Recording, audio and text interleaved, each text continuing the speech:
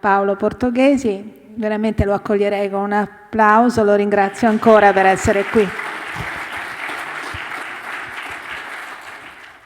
Ho conosciuto Maurizio Sacripanti nei primi anni 50. Lo incontravo spesso con addosso un Montgomery bianco, ricordo, in qualche chiesa romana, non perché fosse particolarmente devoto, ma perché, non diversamente da me, era un romano di Roma, legato alla sua città da una appassionata curiosità. All'inizio degli anni 60, all'epoca delle proteste degli studenti e delle prime occupazioni, iniziò un periodo di incontri indimenticabili. Nel 61 pubblicai su Comunità il suo quartiere di Verona, progettato con Moroni, lodandone la compostezza e la misura. E fui in qualche modo partecipe del suo passaggio dalla prima fase dell'attività professionale alla fase matura e indubbiamente rivoluzionaria del suo lavoro. Sul Marca 3, la rivista diretta da Eugenio Battisti, di cui era diventato insieme a Vittorio Gregotti redattore per la sezione dedicata all'architettura, pubblicammo nei primi numeri con grande entusiasmo il quartiere di Bagnoli e il teatro di Cagliari.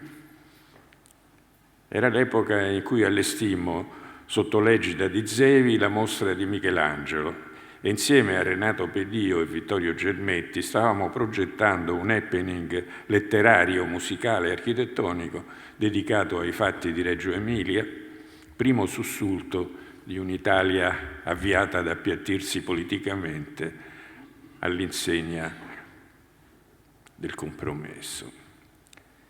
L'ipotesi condivisa da molti era allora quella di riallacciarsi ai temi dell'avanguardia storica, ma quello che mi faceva sentire più vicino a Sacripanti era l'amore per le testimonianze del passato e la convinzione etica che l'architettura è fatta principalmente per servire a migliorare la vita degli uomini. Le idee guida che circolavano erano l'arte programmata, la conquista della quarta dimensione, la memoria creativa, l'opera aperta, il tutto sotto l'influenza determinante della linguistica e dello strutturalismo. Da questo crocevia di percorsi intellettuali nacquero ipotesi diverse, che si svilupparono anche in modo antitetico, ma esistevano, come ho sottolineato, punti di partenza comuni, non privi di significato. Ebbi quindi spesso occasione, seduti intorno ai tavoli da disegno inutili, sparsi allora nelle aule di Valle Giulia, di parlare con Sacripanti dei suoi progetti che ammiravo e di apprezzarne la figura umana, così amichevole e coinvolgente. Più tardi militammo in campi avversi e fu lui a ribattezzare la via Novissima come via Nerissima. Ma questo non ha mai impedito a me, come anche ad Aldo Rossi, di comprendere ed ammirare il suo lavoro, pur non condividendone i principi. Giustamente Luca Canali lo ricorda come un uomo pigro, schivo, sottilmente beffardo, in apparenza semplice e in realtà complesso fino all'indecifrabile. Parlava sempre con una spiccata calata romanesca, usando anche vecchie espressioni dialettali, ma il suo eloquio era profondo e inquietante, richiedeva attenzione e riflessione. Usava con compiacimento espressioni ermetiche che costringevano a pensare e ripensare, magari la sera a letto, quando non si aveva sonno. Alessandra Montoni ricorda questa frase sibillina: l'architettura è la protezione della propria sacralità. Su questa ipotesi si potrebbe scrivere un libro, magari andando in direzioni del tutto differenti dal pensiero di Sacripanti, ma non importa. Quello che si percepiva nettamente era la sua religiosità, una religiosità laica, per la quale la divinità si identificava con la vita, la religione della vita. Renato Pedio ci ha lasciato un'indimenticabile testimonianza del suo modo schietto e ironico di comunicare. Alle obiezioni del poeta sulla simmetria, sia pure rovesciata, dell'edificio di Osaka, a 2 giorni dalla scadenza del concorso, l'architetto rispose: Arenà, mo devo consegnarlo, ma te lo prometto, se me lo fanno fa, lo cambio. Te lo prometto. Per Dio era certo che l'avrebbe cambiato, io ho qualche dubbio. La parabola dell'opera di Sacripanti è stata chiaramente definita da Pedio nel suo libretto del 2000. Inizia con un lungo periodo di preparazione in cui l'architetto si carica dei grandi insegnamenti ricevuti dall'attualità e dalla storia, dalla frequentazione degli artisti, dei letterati, dei cineasti, dei poeti, ma anche dalla lettura appassionata di testi letterari, di immagini artistiche e architettoniche. Poco di questa carica aveva trovato esito nelle immagini, ma sarebbe servita poi per l'imminente esplosione, di cui sono testimonianza i grandi progetti per Buenos Aires, Cagliari, Osaka, Padova, Roma. La parte finale della parabola è una discesa a terra.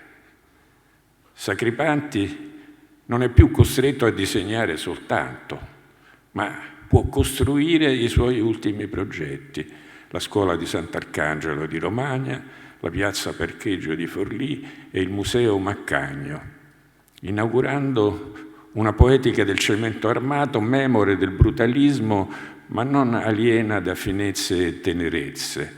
Alla fine di un percorso ideale riesce a realizzare, dopo avercene permessi tanti nel mondo delle idee, un vero capolavoro in carne ed ossa, un ponte, una casa dell'arte alla foce di un fiume che fa eco a distanza di mezzo secolo alla casa sulla cascata di Frank Lloyd Wright. La preparazione dura 20 anni, dal 41, l'anno della laurea, fino al 61, quando a 45 anni Sacripanti progetta il grattacielo Peugeot. Scusate che ho dimenticato.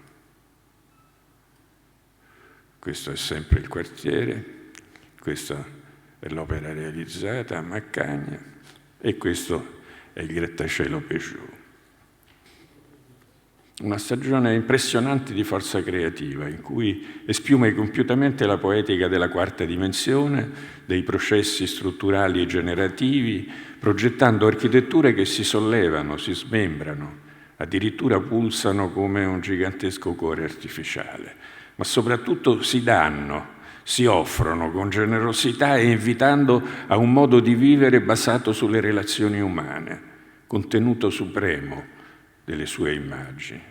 Non credo che questa esplosione creativa sia comprensibile senza una contestualizzazione della cultura romana di quegli anni. Sono gli anni, non dimentichiamolo, in cui Roma ha acquistato una centralità non solo italiana ma europea per l'intensità di alcune opere memorabili che sarebbe troppo lungo elencare. Il progetto per il grattacielo Peugeot rompe decisamente con il modello miesiano del volume prismatico, non perché ne abbandoni la enunciazione semplice, ma perché ne contesta l'autonomia rispetto alla complessità del paesaggio urbano, del quale diventa invece lo specchio anamorfico. Il dato volumetrico è affermato e contestato da una superficie frammentata e corrosa, in cui ciascun frammento esibisce una sua razionalità, ripetendosi ciclicamente, ma disobbedendo a qualunque regola intuitiva. Per di più, ad accentuare l'aleatorietà dell'immagine, al tessuto si sovrappongono scritte pubblicitarie, impostate sia in modo orizzontale che verticale.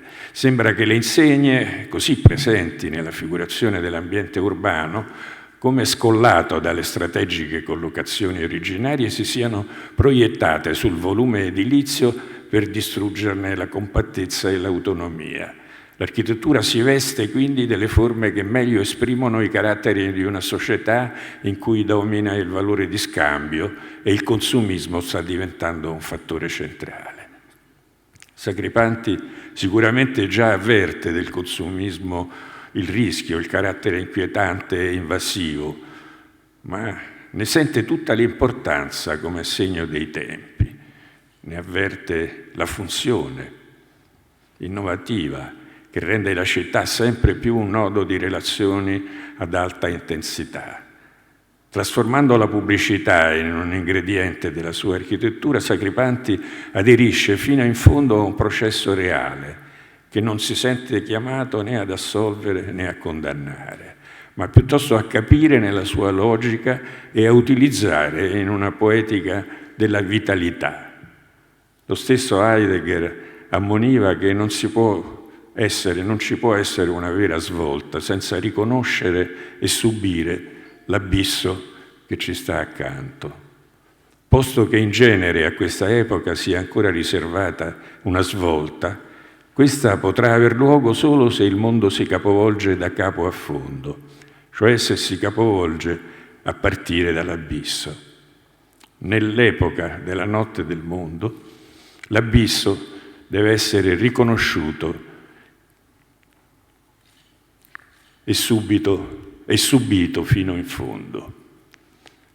L'abisso non intemorisce un personaggio come Sacripanti che ama la profondità. Egli stesso parlerà della bellezza dell'abisso che sta in fondo ad ogni cuore. Ma più che subirlo, Sacripanti l'abisso vuole percorrerle, vuole servirsi dell'ombra, perché l'ombra può essere utilizzata. Molti anni dopo, nella prolusione del suo corso universitario, Sacripanti dimostra di aver perfettamente capito i rischi del consumismo e della pubblicità che lo nutre. Il mercato, quindi il potere, scrive nella prolusione al suo corso, non chiede dei ricercatori di arte sperimentale, ma chiede al contrario tecnici specialisti e alienati affinché l'esito della ricerca dia i risultati evoluti e più possibile tranquilli e di conseguenza funzionali al sistema stesso. Contro una ricerca siffatta, per sottrarsi alla massiccia mercificazione non rimane che il gesto negativo. L'architettura che funzioni come un guasto. Il sistema del potere favorisce la non comunicazione ed ecco la scienza ridursi a tecnologia e l'arte a mercato e solipsismo.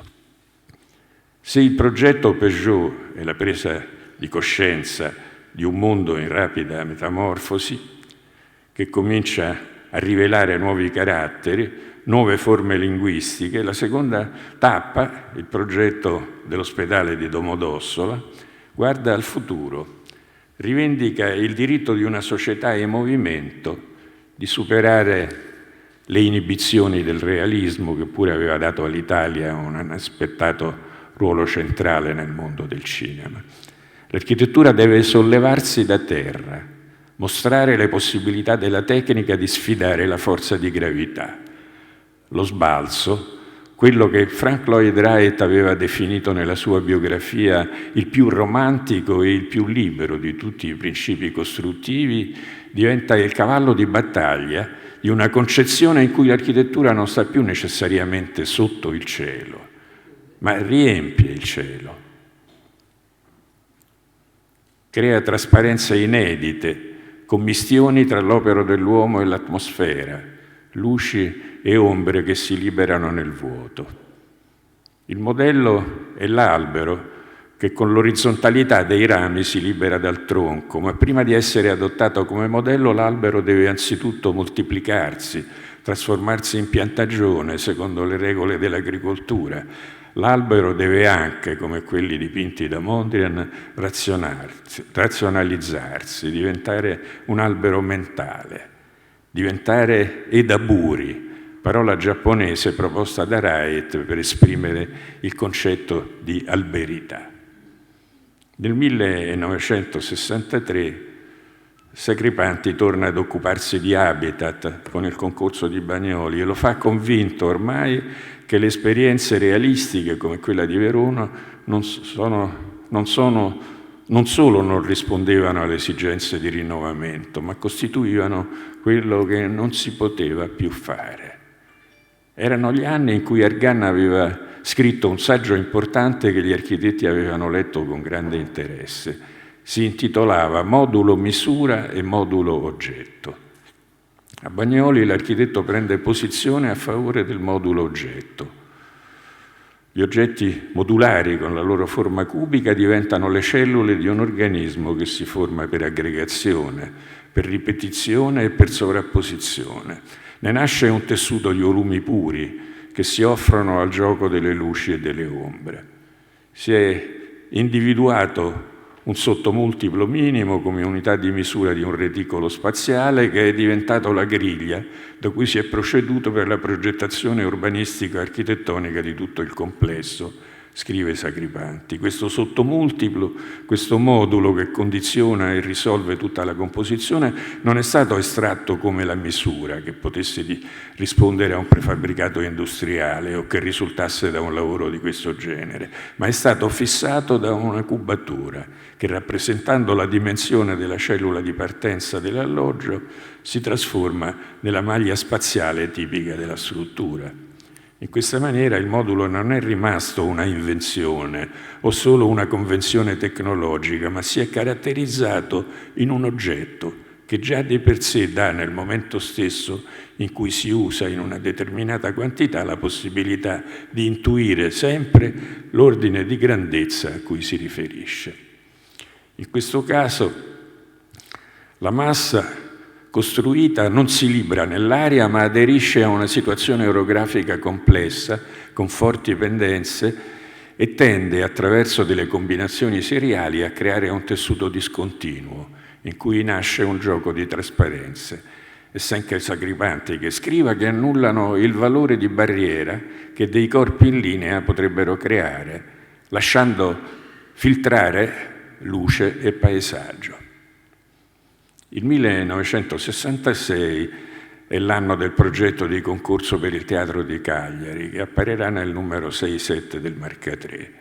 Un progetto che cresce in se stesso e viene sviluppato dall'autore anche dopo il deludente esito finale del concorso.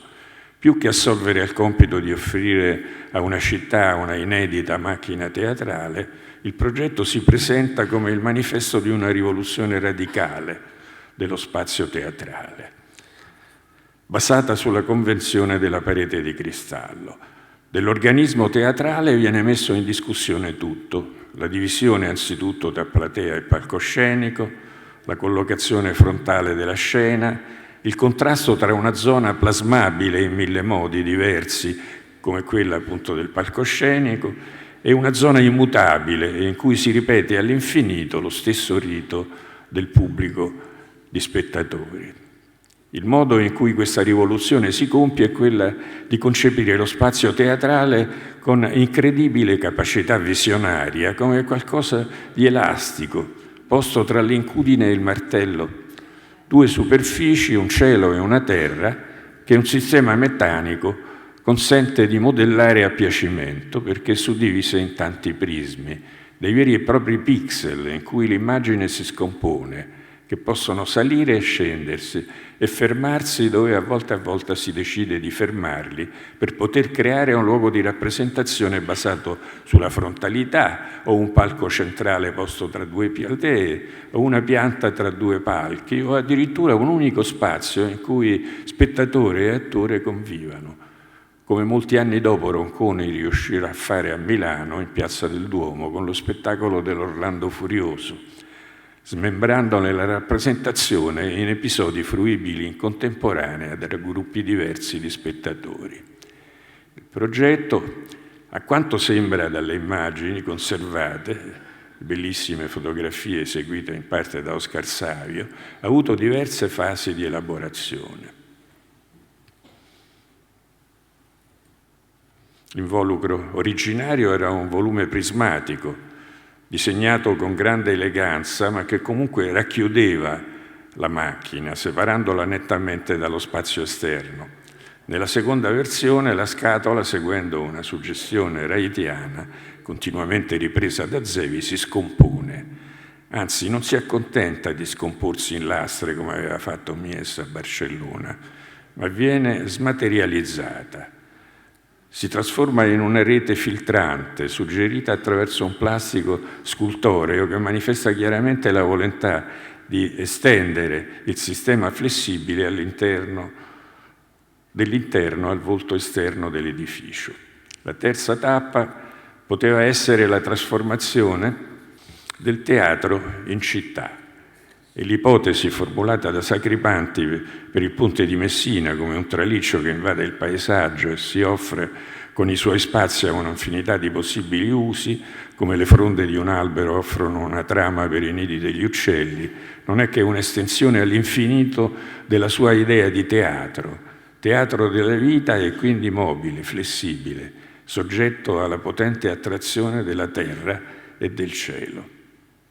Dobbiamo ringraziare Sacripanti di aver continuato a progettare, anche dopo la sconfitta, un consolatorio secondo premio, perché ci ha consegnato la storia di un'utopia operante nella sua virtualità contagiosa e illimitata, partendo da un nucleo ben definito per spaziare sempre al di là del possibile o addirittura del concepibile. Il mio progetto di Dicaia, nato nel 68, la città che si forma ascoltando i desideri dei cittadini, doveva molto, lo confesso, al progetto di Sacripanti, anche se voleva garantire utopia nell'utopia la partecipazione creativa dei cittadini e la pluralità linguistica. Il progetto del teatro di Cagliari portò Sacripanti sulla scena mondiale. Apparve come un modo di continuare la ricerca di Gropius sul Total Theatre, nel clima che si era creato negli anni 60 di fiducia nelle possibilità estreme della tecnologia creata dalle immagini proposte da Yona Friedman, dall'Enrico Lé, da Konrad Waxman, da Frei Otto. E la cultura italiana aggiungeva con Sacripanti a questa fiducia salvifica nella tecnica un istintivo rispetto per l'armonia e la bellezza della forma plastica. La ricerca di nuove specialità è andata avanti, anche in questi ultimi decenni, anche se al rigore e all'ispirazione etica si è spesso sostituito l'arbitrio individuale, l'autoreferenzialità e la spettacolarità fine a te stessa. Molti giovani però si rivolgono oggi a Sacripanti per recuperarne il rigore e la vastità di orizzonti in cerca di un metodo, e dobbiamo ringraziare architetti come Alfonso Giancotti, Maria Luisa Neri, soprattutto Franco Purini e Laura Termes per la loro battaglia in atto per non dimenticare Sacripanti. Dobbiamo ringraziare anche l'Accademia di San Luca, dove abbiamo visto questa meravigliosa sistemazione digitale che consente a chiunque in tutte le parti del mondo di leggere le immagini di Sacripanti senza difficoltà. Nel 1966 partecipa al concorso per la Camera dei Deputati. Da costruirsi accanto alla facciata di Montecitorio di Ernesto Basile, che i romani avevano definito con intelligente ironia il croccante. Il concorso vedeva schierate 3 diverse generazioni e rispecchiava le tendenze che si erano sviluppate in quegli anni. Muzio, Samonà e Quaroni, insieme a Muratori, che giocava in sordina con i suoi allievi, rappresentavano la generazione dei maestri. Sacripanti, la generazione di mezzo, il Grao, Nino Dardi, Manieri, Bonfanti, le ultime generazioni che si affacciavano senza timidezza nell'arengo dell'architettura di allora. Il concorso si concluse con un niente di fatto e un rimborso spese per ben 14 progetti, messi tutti sullo stesso piano. De Angelis Dossat, di cui in quel momento ero assistente, mi disse che la commissione di cui faceva parte, insieme a Pierluigi Nervi, si trovò d'accordo nel non assegnare premi perché i progetti migliori avevano tutti la febbre a 40. Quello di Sacripanti, insieme a quello del Grau, era sicuramente il più clamoroso e più lontano dalle aspettative moderate della commissione. Portava avanti la intuizione di Domodossola di un'architettura che si stacca dalla terra, si imparenta con le nuvole e punta sul gioco delle trasparenze, un'architettura di piloni e di ponti, imparentata con le carceri di Piranesi, ma anche con le ardite ipotesi di Kenzo Tange della città pensile sul mare. Come vedremo nel progetto per il Museo della Scienza, l'aspetto più originale che lo distingueva dagli altri era l'imprevedibile interesse per le aggregazioni di cellule secondo schemi simmetrici, di evidente fascino decorativo, da mettere in relazione forse con le ricerche contemporanee di Frejotto sulle cellule componibili. Si può pensare che l'architetto avesse percepito la tendenza delle macchine a cambiare radicalmente morfologia e volesse esprimere un macchinismo aggiornato che traesse origine da uno sguardo curioso e indiscreto all'interno dei grandi computer, degli apparecchi della comunicazione, i fili intrecciati, i circuiti stampati con le saldature brillanti, i transistor, i primi LED puntiformi e quell'universo magico che appariva allora particolarmente seducente quando si entrava negli enclave delle grandi banche. Il tono della ricerca è dato dalla relazione, che parla con insistenza del rapporto con Roma. Il progetto vuole aderire alle tensioni di una realtà evolvente, dinamica, funzionale e meccanica. Propone nuove strutture, materie e figurazioni nel senso che sono implicite, spesso attive nella nostra vita e cultura. Sono parole di Sacripanti, come sempre conquistando un'immagine aperta, tesa e aggiornata, si recupera l'eredità fondamentale del passato. Applicando in pieno prefabbricazione, automazione, aggregazione e connessione abbiamo ritrovato l'energia e la tessitura spregiudicata e risonante di Roma. Tafuri, all'esordio in veste di critico autorevole del presente, non si occupa tanto di capire, ma applica con furore la critica giudiziaria per giungere alla famosa conclusione che paragona il progetto a una punk sculpture, una scultura fatta di rifiuti. La distruzione della forma è totale, scrive Tafuri. L'osservatore è immesso violentemente in un'orgia di spazi esplosi, di oggetti ammassati e violentati, di vuoti allucinanti. La tecnologia enfatizzata da Sacripanti è il prodotto di una mistura benefica, non di una balsamica distillazione. Essa penetra la forma architettonica sconvolgendola, riducendola ad un ammasso di cose private di ordine e lanciando l'architetto di fronte ad una ossessiva montagna di rifiuti che, malgrado tutto, egli tenta di organizzare.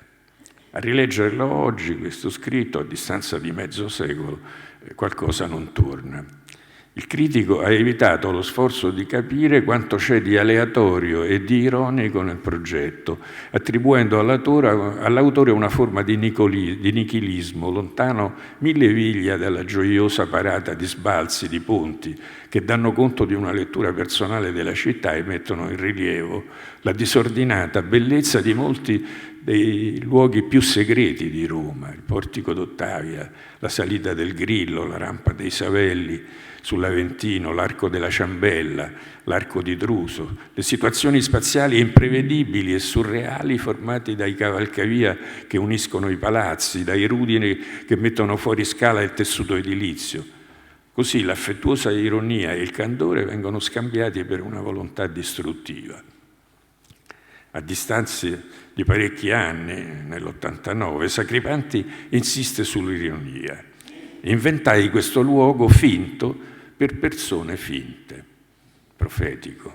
Però a rivederlo a posteriori, questo apparente gioco di oggetti che restano come sospesi tra il carnevale e la Quaresima, non era proprio male, era ironico. Ancora una volta l'autocritica batte la critica di molte leghe. Siamo arrivati così al 68, gli studenti si asserragliano nell'università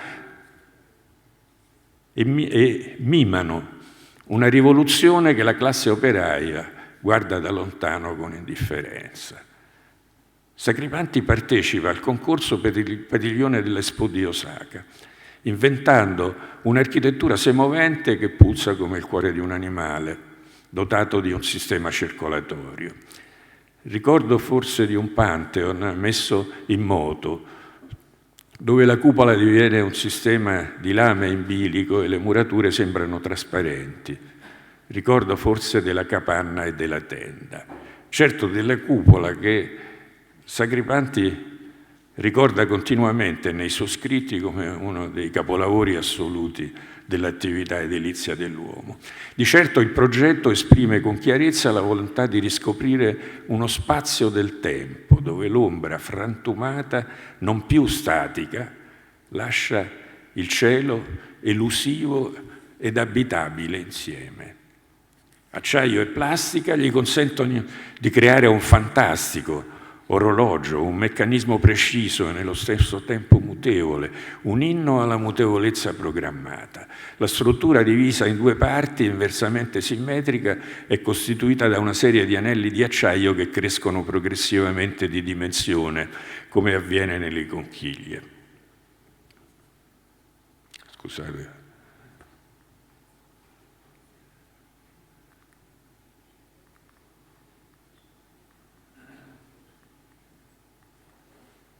Ho dimenticato le immagini.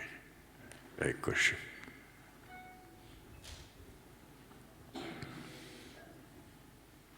Acciaio e plastica gli consentono di creare un fantastico orologio, un meccanismo preciso e nello stesso tempo mutevole, un inno alla mutevolezza programmata. La struttura, divisa in due parti da una serie di anelli di acciaia che crescono progressivamente di dimensione, come avviene nelle conchiglie. I cerchi poi sono collegati da veli di plastica traslucida. Non mi sembra possibile che Sacripanti non abbia osservato e studiato il celebre Epitonium scalare, una conchiglia un tempo rarissima che Caterina di Russia acquistò per una somma incredibile e che ora si può acquistare anche nelle bancarelle di Porta Portese. Una conchiglia in cui il guscio è ritmato e irrigidito da una serie di anelli che diventano sempre più grandi verso l'orifizio. Sacripanti accosta in senso inverso di crescita due volumi in tutto simili a due conchiglie del genere. Colloca tra l'una e l'altra due scale a chiocciola e crea per il raccordo a terra una doppia superficie conica.